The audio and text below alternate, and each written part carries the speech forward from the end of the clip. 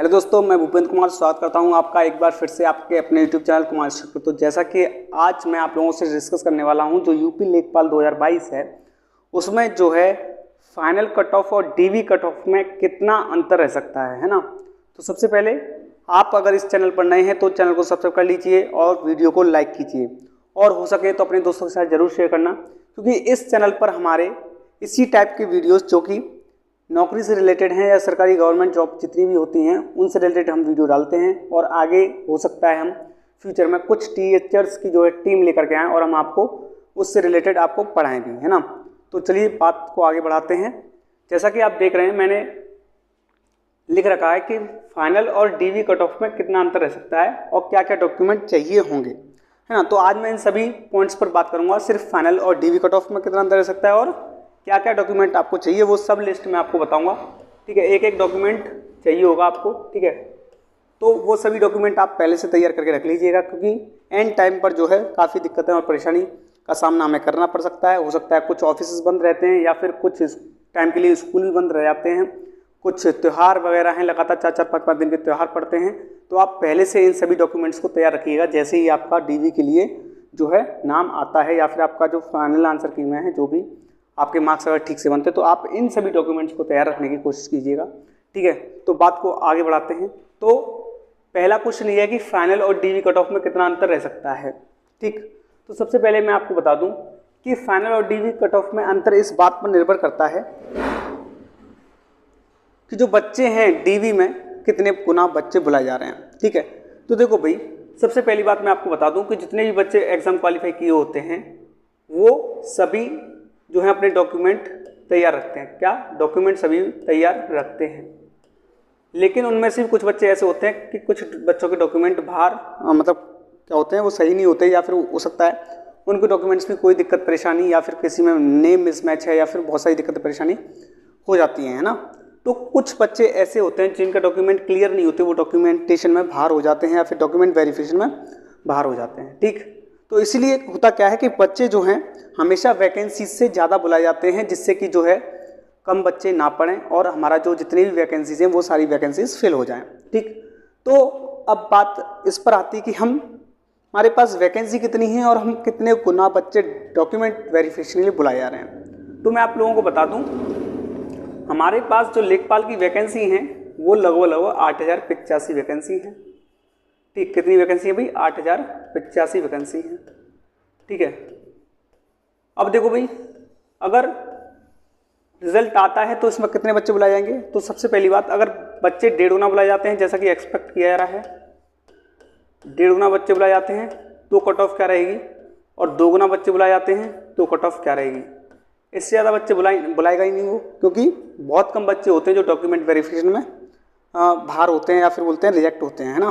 तो अगर 1.5 गुना बच्चे बुलाया जाता है तो 8000 वैकेंसीज के हिसाब से लगभग हमारे 12000 कुछ बच्चे बचेंगे या अभ्यर्थी बनेंगे जो कि डॉक्यूमेंट वेरिफिकेशन में बुलाए जाएंगे। और अगर 2 गुना बच्चे बुलाए जाते हैं तो 16000 कुछ अभ्यर्थी बनेंगे। इसके चांस बहुत कम लग रहे हैं, जहाँ तक चांस है इसी के चांस है कि 1.5 गुना अभ्यर्थी बुलाए जाएंगे। तो अगर 1.5 गुना अभ्यर्थी बुलाए जा रहे हैं तो सच बताऊँ आपको 4000 अभ्यर्थी कुछ ऐसे होंगे, उनमें से कुछ जो हैं आपके डॉक्यूमेंट वेरिफिकेशन में फेल हो चुके होंगे या रिजेक्ट हो चुके होंगे, और उनमें से कुछ अभ्यर्थी जो हैं फाइनल कट ऑफ में बाहर हो जाएंगे। या फिर कह सकते हैं कि जब 8085 वैकेंसी भरने की बारी आएगी तो सिर्फ 8085 कैंडिडेट्स ही लिए जाएंगे, और जो 12000 कैंडिडेट्स में से जो एक्स्ट्रा कैंडिडेट्स होंगे वो फाइनल कट ऑफ में बाहर हो जाएंगे। क्लियर यहाँ तक? अब सुनिए भाई, ये जो बच्चे 4000 एक्स्ट्रा बुलाए जा रहे हैं उनमें मोस्टली बच्चे क्या होते हैं, जो 8085 बच्चे हैं लगभग इन्हीं के मार्क्स इनके ही इतने होते हैं, या कह सकते हैं बस ज़्यादा से ज़्यादा इतना का अंतर होगा 0.25 मार्क्स का, या फिर ज़्यादा से ज़्यादा आधे मार्क्स का अंतर होगा इनमें। कितने मार्क्स का होगा? आधे मार्क्स का। क्योंकि होता क्या है, जब कम मार्क्स की परीक्षा होती है, जैसे कि यहाँ पे 100 नंबर की परीक्षा है तो ये बहुत कम अंकों की परीक्षा है। ठीक है, तो होता क्या है कि ऐसी परीक्षा में जब मार्क्स बढ़ाने की बारी आती है या मार्क्स जब आते हैं तो बहुत सारे बच्चे हमें ऐसे मिल रहे होते हैं जिनके मार्क्स सेम होते हैं। अगर मैं बात करूं, अगर मान लो कोई बच्चा मैंने कैंडिडेट उठाया 70.5 का, 70.5 नंबर का, या बोल सकते हैं 71 नंबर का, तो ऐसे बहुत सारे अभ्यर्थी होंगे जिनके यही नंबर बैठ रहे होंगे, ऐसे बहुत सारे अभ्यर्थी होंगे जिनके सेम नंबर बैठ रहे होंगे। तो लगभग ये जो 4000 बच्चे हैं उनके लगभग इन्हीं के बराबर मार्क्स होंगे, और होगा तो सिर्फ कितने का अंतर होगा, या तो 0.25 मार्क्स का अंतर होगा, और ज़्यादा से ज़्यादा कह लो तो 0.5 मार्क्स का अंतर होगा। इससे ज़्यादा अंतर तो उनमें होगा नहीं, क्योंकि एक एक नंबर या आधे आधे नंबर पे लाखों लाखों बच्चे बैठ जाते हैं, लेकिन इसमें सिर्फ 2,40,000 बच्चे कुछ थे। ठीक है भाई, तो ये कह सकते हैं कि पहले से इसमें बच्चे कम हैं और 8,000 बच्चे बुलाए जाएंगे, जिनमें से 4,000 बच्चे भी उन्हीं के आसपास वाले बच्चे होंगे जिनके मार्क्स इन 8,000 वाले बच्चों के पास बैठ रहे होंगे। तो यहाँ से ये कंक्लूजन निकल के आता है कि जो आपकी डीवी के बाद जो फाइनल कट ऑफ है वो ज़्यादा से ज़्यादा सिर्फ इतनी बढ़ सकती है, या तो वो 0.25 मार्क्स बढ़ेगी या फिर 0.5 मार्क्स बढ़ेगी, क्योंकि सिर्फ इनमें से 4,000 बच्चों में से मैं कह सकता हूँ हो सकता है डॉक्यूमेंट वेरिफिकेशन में 100 बच्चे निकल जाएँ, हो सकता है 200 बच्चे निकल जाएँ, लेकिन सारे बच्चे नहीं निकलने वाले हैं। ज़्यादा से ज़्यादा मैं कहता हूँ 8-12,000 में से 100 या 200 बच्चे ऐसे होंगे जिनके डॉक्यूमेंट में कुछ ना कुछ कमी हो सकती है, और मैं ये कह सकता हूँ कि इनमें से भी बहुत कम बच्चे होंगे, हो सकता है 10-20 बच्चे हों जिनके डॉक्यूमेंट्स में कोई कमी हो या फिर डॉक्यूमेंट वेरिफिकेशन में वो रिजेक्ट हो जाएँ। तो जब ये बच्चे 4,000 एक्स्ट्रा आएंगे तो 4,000 बच्चे हमें इसी रेंज के अंदर मिल जाएंगे जिनके मार्क्स इन 8,085 बच्चों से सिर्फ इतना कम होंगे, ज़्यादा से ज़्यादा इतना कम होंगे। 1-2 नंबर की बारी आती ही नहीं है, क्योंकि 1-2 नंबर अगर जाएंगे तो यहाँ पे आपको हज़ारों बच्चे मिल जाएंगे, लेकिन हमें कुछ सैकड़ों की बात करनी है, या फिर बोल सकते हैं 4,000 बच्चों की बात करनी है। तो हमारे 4,000 बच्चे ऐसे होंगे जो कि इसी अंकों के बीच में मिल जाएंगे, या कह सकते हैं फाइनल कट ऑफ आपकी जो डीवी के बीच का अंतर है वो आपका 0.25 मार्क्स से लेके आधा नंबर ही अंतर रहेगा। कितना अंतर रहेगा? 0.25 मार्क्स से लेके आधा नंबर का अंतर रहेगा डीवी और फाइनल कट ऑफ में। आगे बात करते हैं कि आपको जो डॉक्यूमेंट की लिस्ट है, आपको जब डीवी के लिए जाएंगे तो उसमें डीवी के लिए कौन कौन से डॉक्यूमेंट्स चाहिए होंगे जिससे कि आप डॉक्यूमेंट वेरिफिकेशन में फेल ना हो, क्योंकि ऐसे तैसे तो आपका 8,085 अभ्यर्थियों में नंबर आ रहा है, उसमें भी आप डॉक्यूमेंट वेरिफिकेशन में बिल्कुल एंड टाइम पे अगर रिजेक्ट हो जाते हैं तो इससे बड़ी दुख की बात क्या होगी। तो सबसे पहले मैं आप लोगों को बता दूं कि आपको मैं जो भी डॉक्यूमेंट्स बता रहा हूं उन डॉक्यूमेंट्स को आप क्या करें, एक लिस्ट बना लें, और उस लिस्ट में आप एक एक डॉक्यूमेंट आप क्या है तैयार रखें, है ना। तैयार रखने का मतलब ये है कि आप कम से कम महीने 15-20 दिन पहले ही उन डॉक्यूमेंट्स को तैयार कर लें, और इतना गैप काफ़ी चल जाता है। ऐसा नहीं है कि आप साल 6 महीने पहले या 1-2 साल पहले का पुराना सर्टिफिकेट आप दिखा रहे हैं, ठीक है। कास्ट सर्टिफिकेट वगैरह ये सब चल जाएगा 2-3 साल पुराना, लेकिन मैं कहता हूँ कि आप जितना रिसेंट रख सकते हैं उतना रिसेंट रखिएगा, ठीक है। तो सबसे पहले मैं आपको बता दूं, आपको चाहिए होगा सबसे पहले जो आपने लेखपाल के लिए अप्लाई किया है वो एप्लीकेशन फॉर्म। अब कुछ बच्चों का एप्लीकेशन फॉर्म वगैरह अगर खो जाता है तो आप UPSSC की वेबसाइट पे जाएंगे और वहाँ से अपना फॉर्म डाउनलोड कर सकते हैं दोबारा। दूसरी बात करें तो भाई आपको करेक्टर सर्टिफिकेट बनवाने होंगे, और करेक्टर सर्टिफिकेट जो है आपको 2 चाहिए होंगे। करेक्टर सर्टिफिकेट आपको 2 चाहिए होंगे, और वो कहाँ कहाँ से बनवाने हैं ये भी मैं आपको बताऊंगा, ठीक है भाई। तो देखो भाई करेक्टर सर्टिफिकेट कम से कम 2 या 3 चाहिए। तो देखो भाई एक तो करेक्टर सर्टिफिकेट बनेगा आपके स्कूल से, दूसरा आपका पार्षद या प्रधान जो भी है गांव का वहां से बनेगा, ठीक है भाई, और तीसरा कोई गैजेटेड ऑफिसर होगा। क्या होगा? गैजेटेड ऑफिसर होगा। मेरे को डॉक्यूमेंट्स की जो जानकारी है काफ़ी अच्छे से, क्योंकि मैं जब यूपी पुलिस का डॉक्यूमेंट वेरिफिकेशन में गया था, मेडिकल के टाइम ही वहाँ पे डॉक्यूमेंट वेरिफिकेशन होता है, तो वहाँ पे ये सभी डॉक्यूमेंट चाहिए होते हैं। तो मेरे को एक एक डॉक्यूमेंट की बारीकी से नॉलेज है। मैंने करेक्टर सर्टिफिकेट स्कूल से बनवाया था, एक पार्षद से बनवाया था, और एक गैजेटेड ऑफिसर से मैंने साइन कराए थे करेक्टर सर्टिफिकेट पर। तो देखो भाई स्कूल वाला जो करेक्टर सर्टिफिकेट है वो तो स्कूल वाला बना के देगा, आपको एक अप्लाई करना होगा, 20 रुपये का फॉर्म होगा, 10 रुपये का जो भी फॉर्म होगा वो आपको अप्लाई करना होगा स्कूल में, तो आपको करेक्टर सर्टिफिकेट स्कूल से मिल जाएगा। लेकिन ये जो पार्षद और गैजेटेड ऑफिसर का जो करेक्टर सर्टिफिकेट है वो आपको किसी भी स्टेशनरी की दुकान पर जाना है और वहाँ से करेक्टर सर्टिफिकेट लेने हैं। 2 रुपये का एक लेवल करेक्टर सर्टिफिकेट मिलता है, तो वो आपको 2 सर्टिफिकेट लेने हैं। एक पार्षद के पास जाना है और वहाँ से आपको साइन करा के लाने हैं, ठीक है। और दूसरा गैजेटेड ऑफिसर, मान लो कोई भी आपके पास प्रिंसिपल है, किसी है ना TGT PGT किसी विद्यालय का कोई प्रिंसिपल है ना, कोई भी गैजेटेड ऑफिसर हो, जो भी गैजेटेड ऑफिसर होते हैं उनमें से आप साइन करा लेने हैं या मोहर लगवा लेनी है, ठीक है। ये उसके बाद बारी आती है आपको कास्ट सर्टिफिकेट चाहिए होगा, ठीक है भाई, कास्ट सर्टिफिकेट चाहिए होगा। कास्ट सर्टिफिकेट आपको जब चाहिए जब आप SC में हैं, ST में हैं, OBC में हैं या फिर आप EWS में हैं। जनरल वालों के लिए कोई भी कास्ट सर्टिफिकेट नहीं चाहिए। नेक्स्ट, अगर आपको डॉक्यूमेंट वेरिफिकेशन में जा रहे हैं तो आप वहाँ से एफिडेविट जरूर बनवा लें, पहले से ही एफिडेविट जरूर बनवा लें।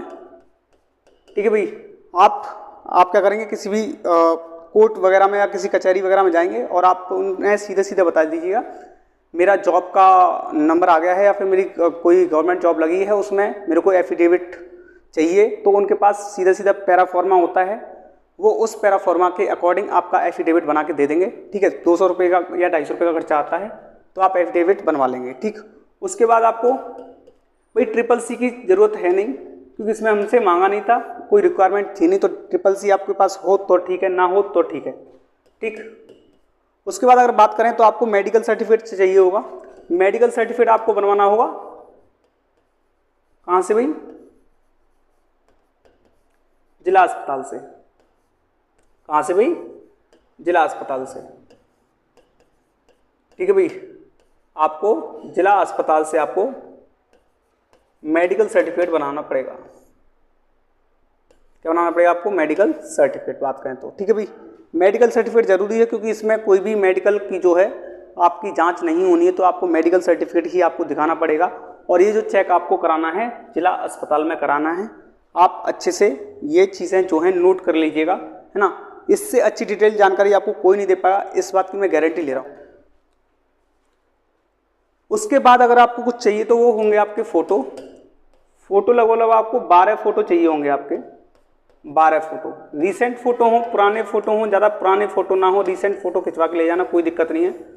फॉर्म में है वैसे फोटो हो, कोई ज़रूरी नहीं है, आपके पास बस आपके फोटो होने चाहिए। ठीक, नेक्स्ट, उसके बाद अगर बात करें तो आपके पास 10th की मार्कशीट होनी चाहिए।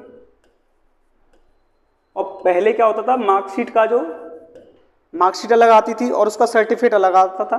तो जिसका सर्टिफिकेट अलग हो वो सर्टिफिकेट भी तैयार कर ले, वरना अभी जो मार्कशीट आ रही है उनमें मार्कशीट प्लस सर्टिफिकेट दोनों एक साथ आ रहे हैं, तो उनको जरूरत नहीं है।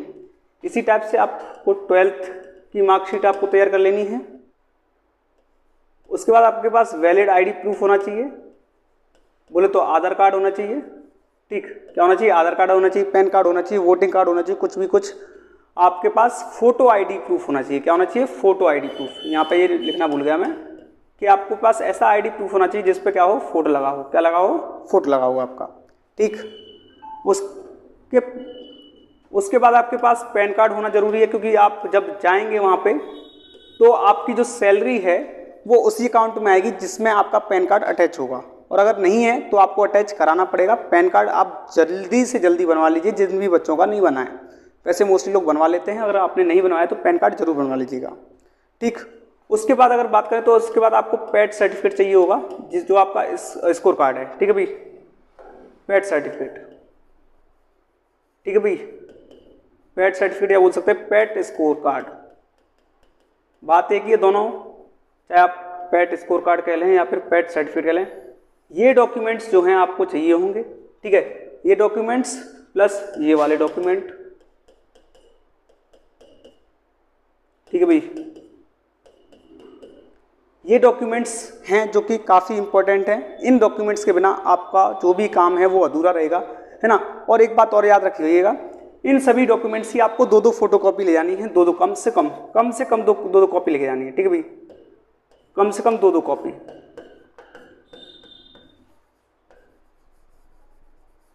ठीक है भाई, हाँ, करेक्टर सर्टिफिकेट वगैरह ये सब एक ही रहेगा, एफिडेविट एक रहेगा, है ना। ये इसकी 2 कॉपी चाहिए होंगी, इसकी 2 कॉपी चाहिए होंगी, है ना। एप्लीकेशन एक ही चाहिए, करेक्टर सर्टिफिकेट ये 2 हो गए हमारे पास, एफिडेविट एक चाहिएगा, मेडिकल सर्टिफिकेट एक चाहिएगा। एफिडेविट आप 12 फोटो हो गए आपके रिसेंट। 10th की आपकी 2 कॉपी रहेंगी, 12th की आपकी 2 कॉपी रहेंगी, और जो फोटो ID प्रूफ है उसकी 2 कॉपी रहेंगी। पैन कार्ड है, इसकी 2 कॉपी या 1 कॉपी रहेगी। स्कोर कार्ड है, इसका 1 कॉपी रहेगा। बात समझ आ रही है? मोस्टली यही सब रहने वाला है। आप देखेंगे बिल्कुल सेम टू सेम जो मैंने बताया है वही रहेगा, क्योंकि डॉक्यूमेंट वेरिफिकेशन में यही रहता है। मैं एक बार फेस कर चुका हूँ, अब आपको बता रहा हूँ, तो आप इन चीज़ों का बिल्कुल सावधानी से, है ना, पालन कर सकते हैं और अपना जो है डॉक्यूमेंट वेरिफिकेशन जो है अच्छे से क्लियर कर सकते हैं। हालांकि डॉक्यूमेंट वेरिफिकेशन में अगर आपको थोड़ी बहुत दिक्कत परेशानी आती भी है तो वो कुछ देर का टाइम देते हैं, आधे 1 घंटे का टाइम वो आपको अवश्य दे देंगे, या फिर उसी दिन आपको शाम तक, मतलब जो भी डॉक्यूमेंट वेरिफिकेशन का जो टाइम चल रहा होगा उस टाइम पीरियड के अंदर आपको वो डॉक्यूमेंट जमा कराने होंगे। अगर आप ऐसा नहीं करा पाते हैं तो आपका जो डॉक्यूमेंट वेरिफिकेशन है वो आपका रिजेक्ट हो जाएगा और आप जो है इस भर्ती प्रक्रिया से बाहर हो जाएंगे। तो मैं उम्मीद करता हूँ आप लोगों को जो भी मैंने प्रोसेस समझाया है वो आपको समझ में आया होगा। बाकी अगर वीडियो पसंद आई हो तो चैनल को सब्सक्राइब कर लीजिएगा और वीडियो को शेयर कर दीजिएगा। धन्यवाद, मिलते हैं नेक्स्ट वीडियो में।